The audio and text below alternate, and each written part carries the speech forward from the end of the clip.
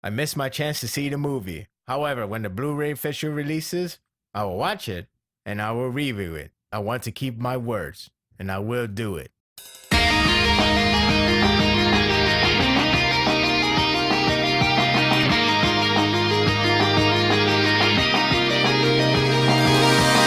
Just when you thought there's a new Bow Inbound, a twist happens out of nowhere. Honestly, I didn't see it coming despite the big guy has instant teleportation power. Well, not really, but still. Only Reboko has that, we all know that. That said, this day continued to raise the stakes. Compared to all days the two states have fought so far, the endgame sensation continued to grow, so as the pieces of the puzzle in place for one grand battle for Zhao's possible end. The last chapter ended with a suggestion that we are going to receive Kaine versus Shiryu. It sounds good to me. The funny part is, Shiryu is dominating the field easily, steamrolling the army with breeze. She's more of a badass than I thought, and her chill expression makes it even better. At that rate, we can't forget about the bounces. There's no stopping her, and I wouldn't be disappointed. I assume Kaine and her army will find a way to slow her down and engage one-on-one bout. Instead, we got a twist that I honestly didn't expect. Hoken comes out of nowhere, had no build up to his arrival. The reactions from everyone say everything. It's quite a nice twist to bring him out now. Usually you get a heads up from Reboko, basically used for emergency. That or arrive at the most convenient time, alas Chin nearly winning. Recently, Hoken has been on a rampage and act on his own will, which is not as usual. That's why it threw me off guard when he stole 2 pages of the chapter with his own greatness. It does look badass, I'll give him that. As frightening Hoken was presented with the spread, that didn't stop Shiryu. Hell, she's going after him. I can't say she will get decimated easily, but her chance at winning is slim. She's really bold to even challenge with no hesitation, so kudos to her. I almost believe that he will kill her instantly. The paneling made me think she will be a fodder, so he can look even stronger.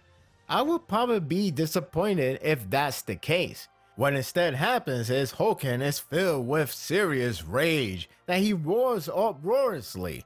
It's so strong it froze the field with chills. The horses are losing their mind. But hey, it's good to know Shiryu named her horse Kyapa. Hoken has been eating those pandas with elaborated impact to his rawness, and that's fine. He has been built as a dominant force, whether fans like him or not. His credibility is legit.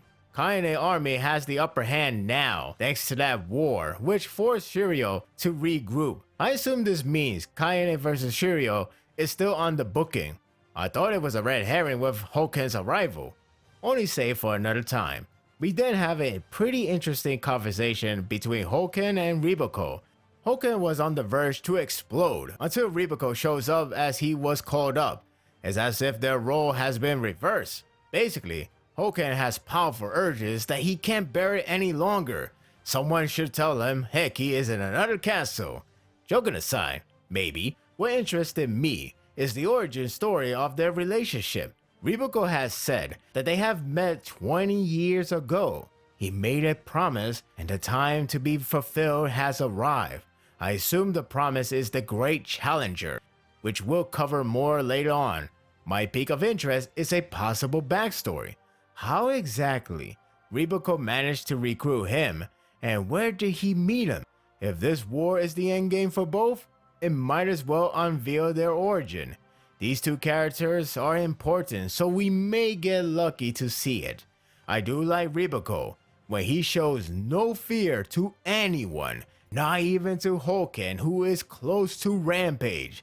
The fate of Zhao lies on this war, but Hoken doesn't give a damn about it. Instead of letting him on, Reboko practically shot fire at him with damaging words, and those words are the reflection of encountering Oki. He has great Kintama to talk back at him like that, but he's not wrong. This war does bring a full circle for Zhao, Chin, Hoken, And of course, Shin. It's no secret that the source of Hoken's answer is coming from Shin. It's good to have clarification, however. Plus, it now set the stage for the likely round 3. More importantly, it paints Shin as the new Oki, the primary target for Hoken. The endgame sensation is really strong with this one. This raises a death flag for Hoken as everything come in place. The only odd part is, Shin is injured. Will he fight him in that state? Unless there's a random Zensu being to restore his health, the battle will be a handicap match. We'll have to wait and see. Kinmu Army is surprisingly doing a good job on holding down Hishin unit. The last chapter didn't give me that impression, but there's a small twist. Apparently, Kinmu is provided with Ribako's personal troops, and we already know how well trained they are. It's a neat small detail to clue you in and how much difference they make, widening the gap of intellect level. The man is hell-bent on avenging Keisha. More endgame resolution. It's going to be the ultimate closure at this point.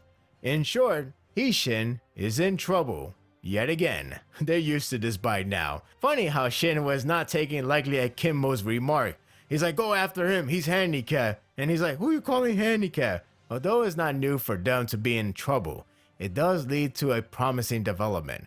Best man Akaken is back on panel with more hilarity ensued.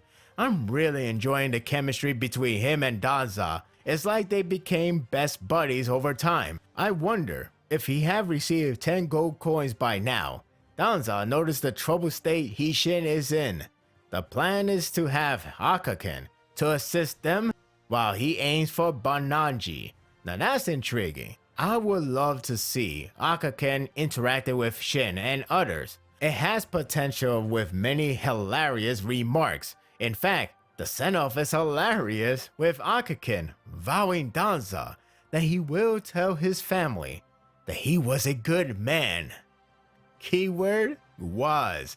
Already, he's killing him off, let alone betting on his death.